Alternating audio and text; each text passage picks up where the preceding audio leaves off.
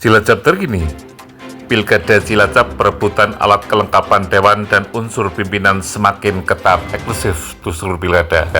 Ya, Assalamualaikum Pak Ketua. Waalaikumsalam. Sehat Pak Ketua? Alhamdulillah sehat. Jadi pelantikan DPRD Pak, terpilih 2024-2029 Pak. Rencana kerja ke depan Pak? Jadi kemarin kan baru dilantik hari apa ya kemarin ya, dilantik hari Selasa ya. 13 Agustus ya. Ya, 13 Agustus. Terus di situ ditetapkan ketua sementara DPD dan wakil ketua. Tugasnya satu, memastikan terbentuknya fraksi yang syaratnya minimal 4 anggota. Jadi bagi partai politik yang mendapatkan 2 kursi, 3 kursi mesti harus berkoalisi atau membentuk fraksi, harus lebih dari 4. Yang pertama itu. Kemudian kita langkah selanjutnya ini membentuk pansus, membuat tata tertib landasan kerja DPRD. Itu landasannya dari PP tahun 2018. Ya, dari setelah ini fraksi terbentuk, membuat tertib dan menyurati Dewan Pimpinan cabang partai untuk mengirimkan ketua dan para wakil ketua dari pemenang 1, 2, 3, 4 definitif. Nanti setelah diterapkan baru kita membentuk alat kelengkapan dewan. Begitu. Ya Pak, kalau unsur pimpinan Pak, gimana Pak unsur pimpinan? Ya kalau untuk pimpinan tadi yang definitif, nanti kita begitu surat dari Dewan Pimpinan Cabang masing-masing partai, 4 partai ini turun, kita langsung minta untuk ditetapkan dilantik dalam paripurna.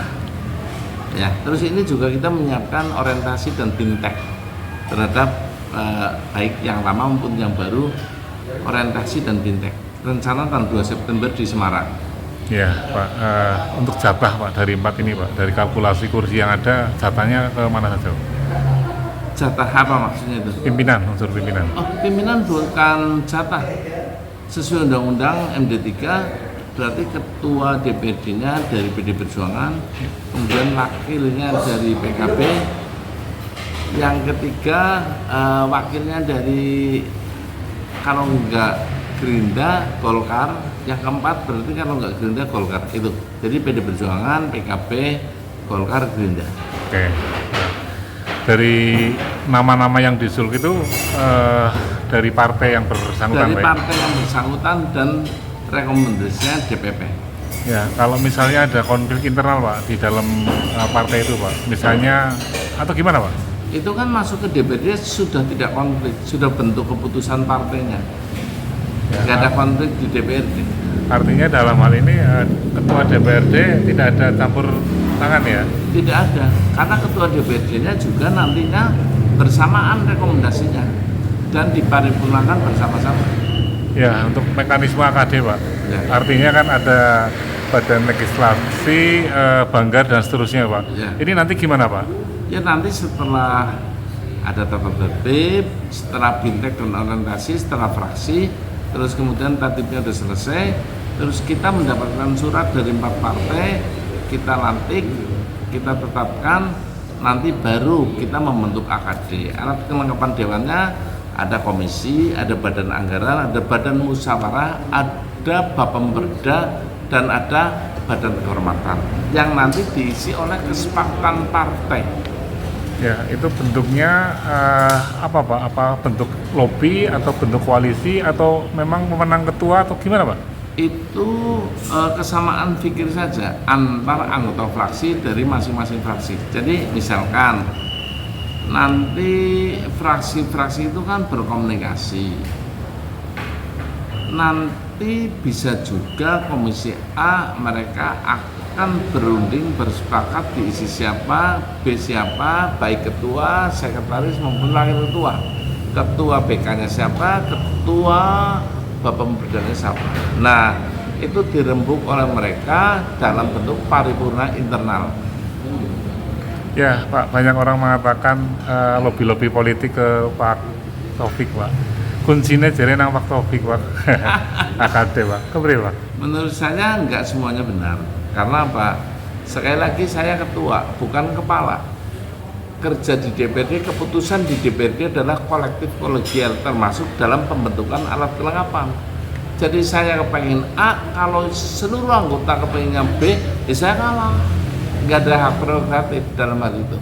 Tapi selama ini tidak ada rumus ketua kalah Pak. Ada di beberapa kabupaten, ketua DPRD-nya tidak punya alat kelengkapan dari fraksinya ada. Kan kabupaten sebelah Pak, Cilacap beda Pak. Kita pernah 2014 ngalami, saya ketua DPRD sampai 6 bulan tidak punya alat kelengkapan, ya dihabisin dulu pernah. Tahun berapa itu Pak? 2014. Ketuanya siapa Pak? Saat ada koalisi Indonesia Maju yang dari pusat sampai ke kabupaten masih euforia menurut saya waktu itu, tapi terus 6 bulan kembali ke laptop, artinya mereka bermusyawarah sesuai dengan kehendak di daerah. Ya, tapi hari ini nama Pak Ketua begitu. Kemarin di paripurna juga banyak orang mengatakan bahwa ketegasan Pak Ketua melebihi seorang dewa Pak, atau sebagai justice atau dalam pengadilan itu sebagai hakim dan bisa menengahi dan bisa memutuskan dalam waktu yang tempo sesingkat-singkatnya. Ini gimana Pak? Ya, kalau di paripurna begini, pada saat pelantikan anggota baru, ya artinya orangnya lama tapi baru di periodenya. Nah, saya punya tanggung jawab dunia akhirat, moralitas, sebagai diri sendiri, sebagai anggota DPRD, sebagai teman terhadap semua yang terlantik. Saya punya tanggung jawab. Apalagi saya mendapatkan tugas sebagai ketua sementara. Maka dari itu, pengalaman 10 tahun yang saya dapatkan, pengalaman 10 tahun yang saya peroleh, tidak jelek kalau saya tularkan kepada seluruh teman-teman yang terlantik. Yang kedua, juga itu bagian dari edukasi kepada seluruh masyarakat Kabupaten Cilacap, gitu loh. Jadi ada regulasi begini, ada tugas pokok fungsinya hanya begini. Masyarakat jangan terlalu menaruh harapan di luar kewenangan. Nanti kecewa gara-gara sebenarnya DPRD tidak bisa berbuat di hal itu, maksud saya begitu. Ya. Nah, itu saya tegaskan, karena apa? Kasihan dong 50 anggota DPRD itu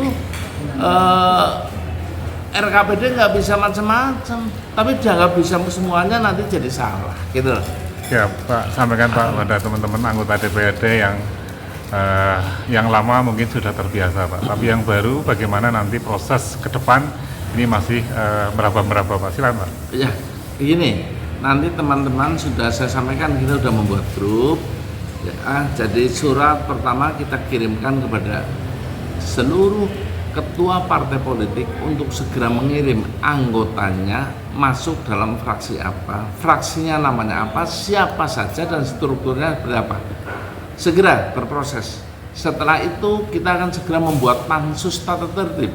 Kalau pansus maksimal 14. Pansus dibuat dan kita tanggal 2 September orientasi dan bintek. Dan setelah itu tatip ada, kita menyurati ketua partai untuk mengirimkan ketua dan wakil ketua definitif kepada PD Perjuangan, Golkar, PKB, dan Gerindra. Kalau itu sudah turun, kita paripurna, kita sahkan, gubernur kalau nggak salah yang nanti mengesahkan, melantik. Setelah itu kita membuat alat kelengkapan dewan. Baru kita berjalan sesuai tupoksinya. Tupoksinya 3 saja loh ya. Budgeting, legislasi, dan controlling ya. Terus kita bekerja nanti di awal pemerintahan Bupati terpilih membuat bersama-sama perda RPJMD. Setelah RPJMD diikat ke depan itu RPJMD dipotong-potong perencanaannya menjadi per tahun namanya RKPD, dan DPRD sudah bersama-sama membuat landasan dan payung namanya RPJMD. Dalam RKPD perencanaan kemenangannya eksekutif, tapi kita harus paham RPJMD-nya supaya RKPD-nya bisa dicocokkan. Lalu pentembusan. Nanti setelah PPS-nya dibuat setelah RKPD, cocokkan samakah kuah PPS penjabaran dari RKPD. Setelah kuah PPS turunlah RAPBD, dicocokkan selanjutnya penetapan di 1 bulan sebelum berakhirnya tahun anggaran berjalan. Itu nanti sambil jalan pasti TOP BGT semua lah. Siap. Terima kasih Pak. Ya, terima kasih. Merdeka. Mereka.